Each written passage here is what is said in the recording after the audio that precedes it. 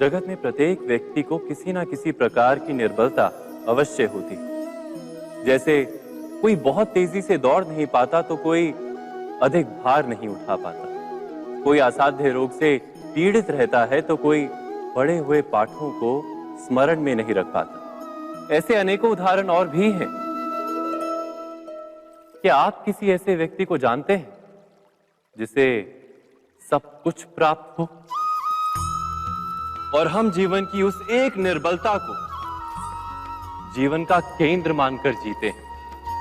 इस कारणवश हृदय में दुख और असंतोष रहता है सदा। निर्बलता मनुष्य को जन्म से अथवा संजोग से प्राप्त होती है, किंतु उस निर्बलता को मनुष्य का मन अपनी मर्यादा बना लेता है। किंतु कुछ व्यक्ति ऐसे भी होते हैं जो अपने पुरुषार्थ और श्रम से उस निर्बलता को पराजित कर देते हैं। क्या भेद है उनमें और अन्य लोगों में? क्या आपने कभी विचार किया है? सरल सा उत्तर है इसका। जो व्यक्ति निर्बलता से पराजित नहीं होता, जो पुरुषार्थ करने का साहस रखता है हृदय में, वो निर्बलता को पार कर जाता है। अर्थात निर्बलता अवश्य ईश्वर देता है, किंतु मर्यादा मनुष्य का मन ही निर्मित करता है। स्वयं विचार कीजिए।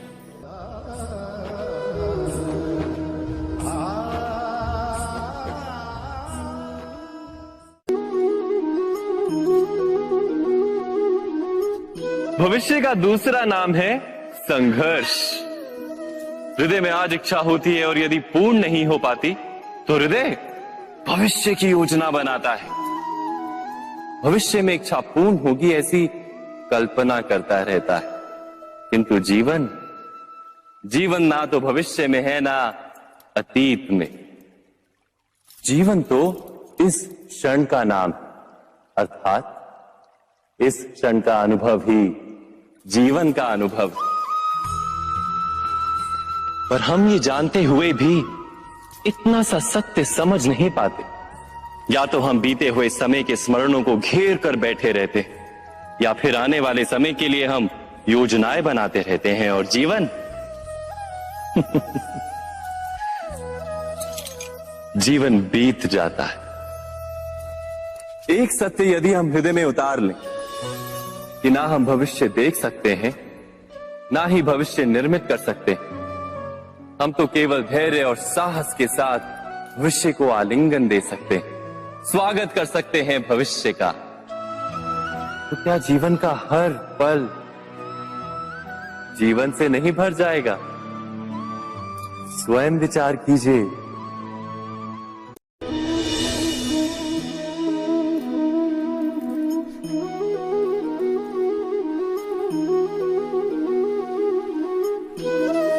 ज्ञान प्राप्ति सदा ही समर्पण से होती है, यह हम सब जानते हैं। किंतु समर्पण का वास्तविक महत्व क्या है? क्या हमने कभी विचार किया? मनुष्य का मन सदा ही ज्ञान प्राप्ति में विभिन्न बाधाओं को उत्पन्न करता है। कभी किसी अन्य विद्यार्थी से ईर्ष्या हो जाती है, कभी पढ़ाए हुए पाठों पर संदेह जन्मता है और कभी गुरु द्वारा दिया गया दंड मन को अहंकार से भर देता है। नहीं, क्या ऐसा नहीं होता? न जाने कैसे कैसे विचार मन को भटकाते हैं और मन की इसी अयोग्य स्थिति के कारण हम ज्ञान प्राप्त नहीं कर पाते। मन की योग्य स्थिति केवल समर्पण से निर्मित होती है। समर्पण मनुष्य के अहंकार का नाश करता है। ईर्ष्या, महत्वाकांक्षा आदि भावनाओं को दूर कर हृदय को शांत करता है और मन को एकाग्र करता है। वास्तव में ईश्वर की सृष्टि में ना ज्ञान की मर्यादा है, ना ज्ञानियों की। गुरु दत्तात्रेय ने तो गाय और श्वान से भी ज्ञान प्राप्त कर लिया था। अर्थात विषय ब्रह्म ज्ञान का हो या जीवन के ज्ञान का या गुरुकुल में प्राप्त होने वाले ज्ञान का, उसकी प्राप्ति के लिए गुरु से अधिक महत्व है उस गुरु के प्रति हमारा समर्पण। क्या ये सत्य नहीं?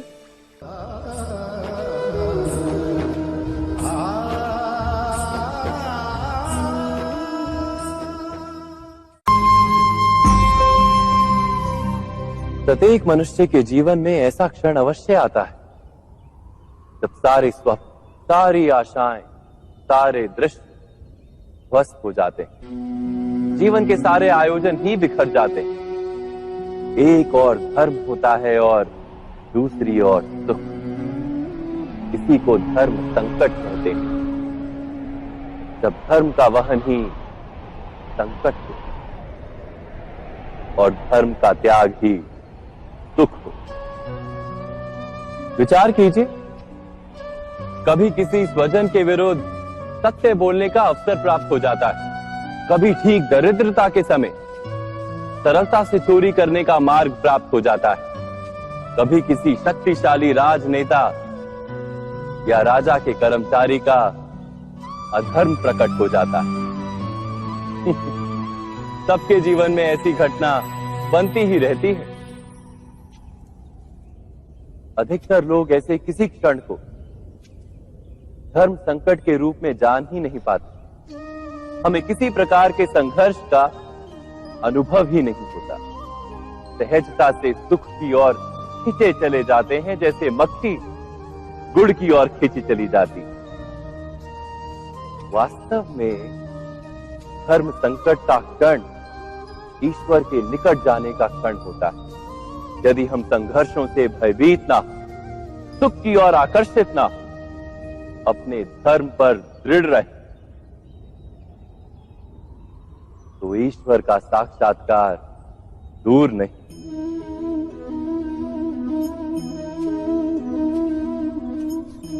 पवन से युद्ध करने वाला पत्ता यदि पेड़ से गिरता है तो भी आकाश की ओर उठता है। पवन से झुकने वाली घास वहीं भूमि पर रह जाती। अर्थात धर्म संकट से यदि हम संकट को ही टाल दें तो सुख तो मिलता है, जीवन बढ़ता है, किंतु क्या चरित्र नहीं टूटता? क्या आत्मा दरिद्र नहीं हो जाती? क्या ईश्वर से अंतर नहीं हो जाता?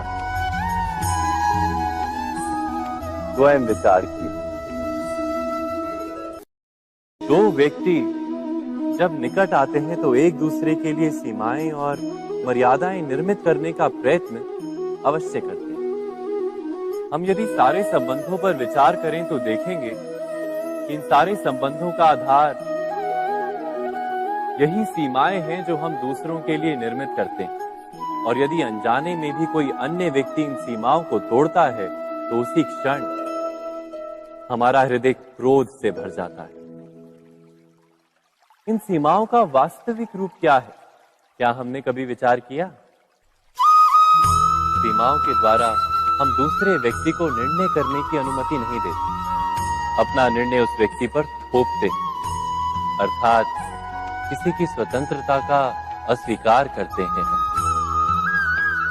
और जब स्वतंत्रता का अस्वीकार किया जाता है तो उसका हृदय दुख से भर जाता है। और जब वो सीमाओं को तोड़ता है तो हमारा हृदय क्रोध से भर जाता है। क्या ऐसा नहीं होता?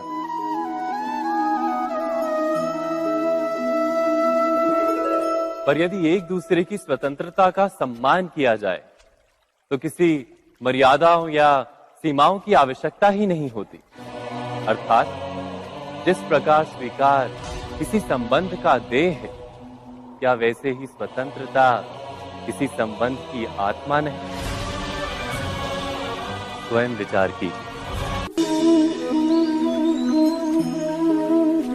सबके जीवन में ऐसा प्रसंग अवश्य आता है कि सत्य कहने का निश्चय होता है हृदय में, किंतु मुख से सत्य निकल नहीं पाता। कोई भय मन को घेर लेता है। किसी घटना अथवा प्रसंग के बारे में बात करना या फिर स्वयं से कोई भूल हो जाए उसके बारे में कुछ बोलना, क्या ये सत्य है? नहीं, ये तो केवल तथ्य है। अर्थात जैसा हुआ था वैसा केवल बोल देना सामान्य सी बात, किंतु कभी कभी उस तथ्य को बोलते हुए भी भय लगता है। कदाचित किसी दूसरे की भावनाओं का विचार आता है मन, दूसरे को दुख होगा ये भय भी शब्दों को रोकता है। तो ये सत्य क्या है? क्या हमने कभी विचार किया है? जब भय रहते हुए भी कोई तथ्य बोलता है तो वो सत्य कहलाता है। वास्तव में सत्य कुछ और नहीं, केवल निर्भयता का दूसरा नाम है। और निर्भय होने का कोई समय नहीं होता, क्योंकि निर्भयता आत्मा का स्वभाव है। अर्थात क्या प्रत्येक क्षण सत्य बोलने का क्षण नहीं होता?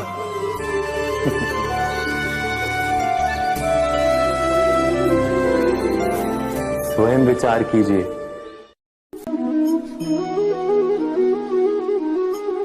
श्रेष्ठता का क्या अर्थ है? श्रेष्ठता का अर्थ है दूसरों से अधिक ज्ञान प्राप्त करना।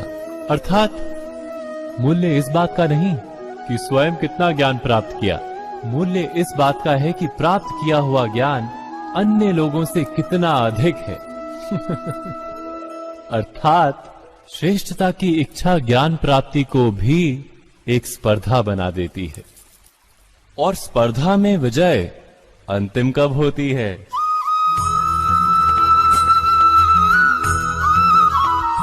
कुछ समय के लिए तो श्रेष्ठ बना जा सकता है, किंतु सदा के लिए कोई श्रेष्ठ नहीं रह पाता।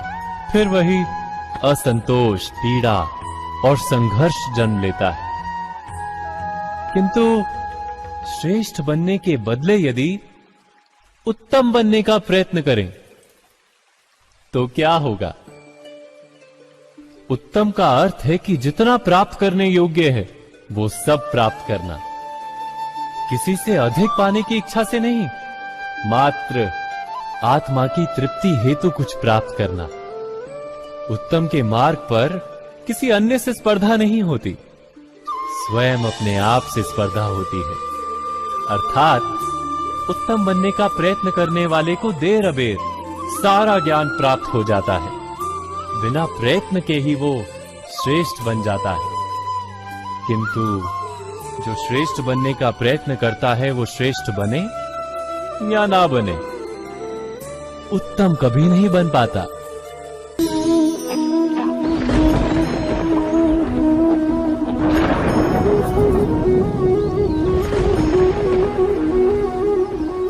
सपनों और पूर्वाभासों के आधार पर हम भविष्य के सुख दुख की कल्पना करते हैं।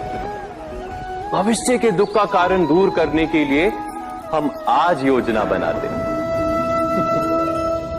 किंतु कल के संकट को आज निर्मूल करने से हमें लाभ मिलता है या हानि पहुंचती है? ये प्रश्न हम कभी नहीं करते।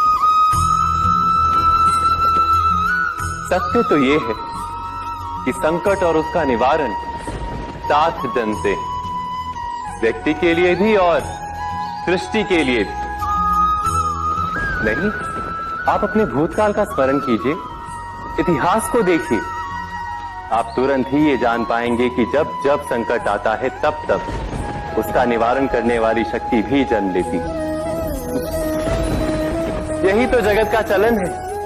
वस्तुतः संकट ही शक्ति के जन्म का कारण है। प्रत्येक व्यक्ति जब संकट से निकलता है तो एक पद आगे बढ़ा होता है, अधिक चमकता है, आत्मविश्वास से अधिक भरा होता है, न केवल अपने लिए अपितु विश्व के लिए भी।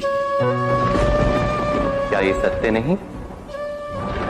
वास्तव में संकट का जन्म है एक अवसर का जन्म, अपने आप को बदलने का अवसर, अपने विचारों को ऊंचाई पर करने का अवसर, अपनी आत्मा को बलवान और ज्ञान मंडित बनाने का अवसर।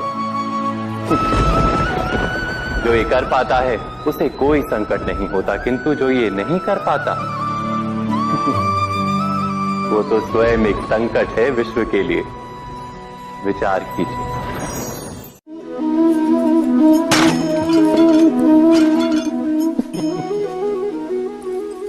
कभी कभी कोई घटना मनुष्य के जीवन की सारी योजनाओं को तोड़ देती और मनुष्य उस आघात को अपने जीवन का केंद्र मान लेता। पर क्या भविष्य मनुष्य की योजनाओं के आधार पर निर्मित होते हैं? नहीं। जिस प्रकार किसी ऊंचे पर्वत पर सर्वप्रथम चढ़ने वाला उस पर्वत की तलाई में बैठकर जो योजना बनाता है, क्या वही योजना उसे उस पर्वत की चोटी तक पहुंचाती है? नहीं। वास्तव में वो जैसे जैसे ऊपर चढ़ता है वैसे वैसे उसे नई नई चुनौतियां, नई नई विडंबनाएं, नए नए अवरोध मिलते हैं। प्रत्येक पद पर वो अपने अगले पद का निर्णय करता है। प्रत्येक पद पर उसे अपनी योजनाओं को बदलना पड़ता है। कहीं पुरानी योजना उसे खाई में ना ढकेल दे। वो पर्वत को अपने योग्य नहीं बना पाता, केवल स्वयं को पर्वत के योग्य बना सकता है। क्या जीवन के साथ भी ऐसा ही नहीं? जब मनुष्य जीवन में किसी एक चुनौती को, एक अवरोध को अपने जीवन का केंद्र मान लेता है, अपने जीवन की गति को ही रोक देता है, तो वो अपने जीवन में सफल नहीं बन पाता और ना ही सुख और शांति प्राप्त कर पाता। अर्थात जीवन को अपने योग्य बनाने के बदले स्वयं अपने को जीवन के योग्य बनाना ही सफलता और सुख का एकमात्र मार्ग नहीं। स्वयं विचार कीजिए।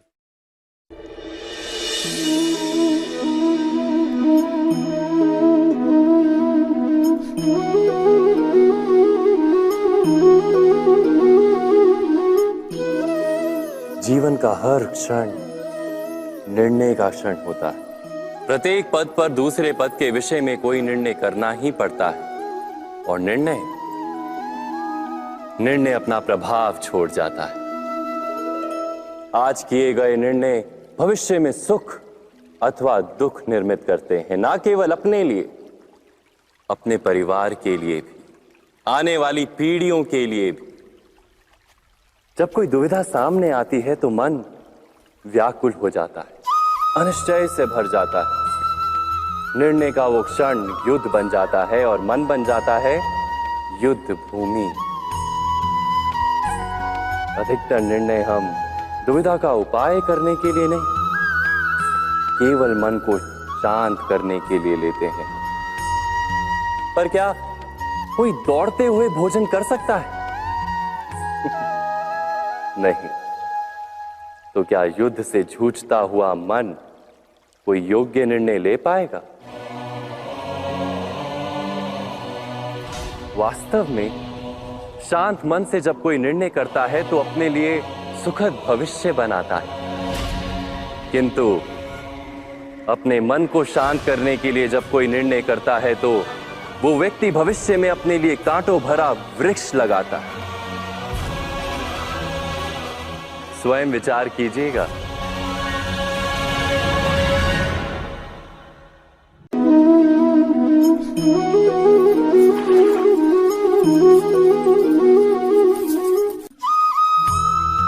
जीवन में आने वाले संघर्षों के लिए जब मनुष्य स्वयं को योग्य नहीं मानता, जब उसे अपने ही बल पर विश्वास नहीं रहता, तब वो सद्गुणों को त्याग कर दुर्गुणों को अपनाता है। वस्तुतः मनुष्य के जीवन में दुर्जनता जन्म ही तब लेती है जब उसके अंतर में आत्मविश्वास नहीं होता। आत्मविश्वास ही अच्छाई को धारण करता है। ये आत्मविश्वास है क्या?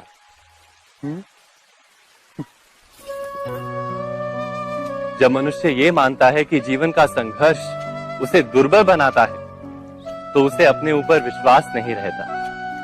वो संघर्ष के पार जाने के बदले संघर्ष से छूटने के उपाय ढूंढने लगता है। किंतु जब वो ये समझता है कि ये संघर्ष उसे अधिक शक्तिशाली बनाते हैं, ठीक जैसे व्यायाम करने से देह की शक्ति बढ़ती, तो प्रत्येक संघर्ष के साथ उसका उत्साह बढ़ता है। अर्थात आत्मविश्वास और कुछ भी नहीं, मन की स्थिति, जीवन को देखने का दृष्टिकोण मात्र है। और जीवन का दृष्टिकोण तो मनुष्य के अपने वश में होता है। स्वयं विचार कीजिए।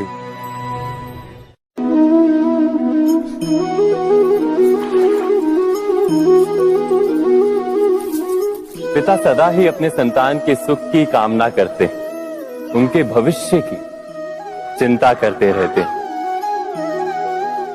इसी कारणवश सदा ही अपने संतानों के भविष्य का मार्ग स्वयं निश्चित करने का प्रयत्न करते रहते हैं। जिस मार्ग पर पिता स्वयं चला है, जिस मार्ग के कंकर पत्थर को स्वयं देखा है, मार्ग की छाया, मार्ग की धूप को स्वयं जाना है, उसी मार्ग पर उसका पुत्र भी चले, यही इच्छा रहती है हर पिता की। निस्संदेह उत्तम भावना है ये, किंतु 3 प्रश्नों के ऊपर विचार करना हम भूल ही जाते हैं। कौन से प्रश्न? प्रथम प्रश्न, क्या समय के साथ प्रत्येक मार्ग बदल नहीं जाते? क्या समय सदा ही नई चुनौतियों को लेकर नहीं आता? तो फिर बीते हुए समय के अनुभव नई पीढ़ी को किस प्रकार लाभ दे सकते हैं?